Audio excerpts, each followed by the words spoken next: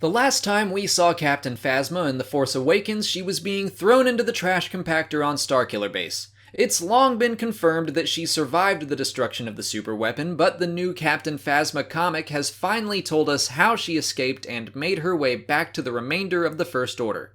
Before she could escape the base, her first priority was making sure nobody knew of her involvement in the Resistance attack.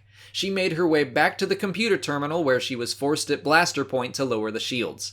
She deleted any records of her access, but also noticed that one Lieutenant Rivas had already investigated the matter, and he likely knew she was to blame. She set off to hunt him down, execute him, and frame him for her crimes. She chased him through the snow and witnessed Kylo Ren's lightsaber duel with Rey, but continued her pursuit. Rivas escaped in a TIE fighter, so she commandeered a starfighter of her own along with its pilot and a First Order BB unit. Together, they escaped the destruction of Starkiller Base. They chased Rivas to the rocky and barren planet of Leprora, but when they caught up to his TIE, they found evidence that he had been taken captive by someone or something. After finding a settlement, Phasma and the pilot changed out of their armor to hide their First Order affiliation. Shortly after, they came into contact with the Leproran people, who explained that their quarry had been taken by aggressive creatures known as the Rora. Phasma was relentless and demanded to ensure Rivas' silence, so she convinced the more primitive Leprorans that she was sent from the skies to lead them to victory against their enemies.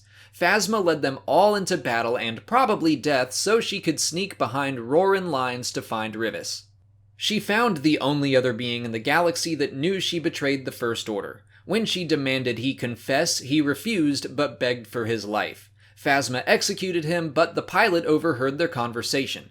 The pilot attempted to play dumb, but it likely wouldn't have mattered even if she truly knew nothing.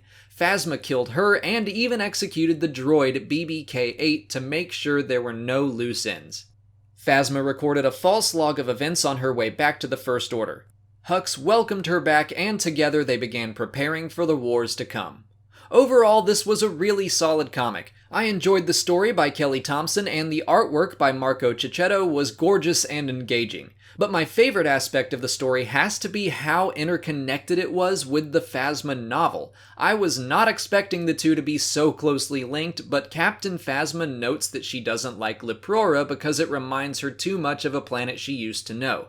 She is referring to Parnassos, her homeworld, which was another very rocky wasteland. As she climbs the rocks of Leprora, she even has a flashback to her time on Parnassos, and we see characters from the book, Civ, Torben, and Frey. Another connection with the novel is her relationship with Hux. The two of them conspired to murder Hux's father, and I would say that they have some sort of understanding. I might be reading into this too much, but I wouldn't be surprised if Hux knows Phasma was up to something while she was gone, but he also knows better than to ask her about it.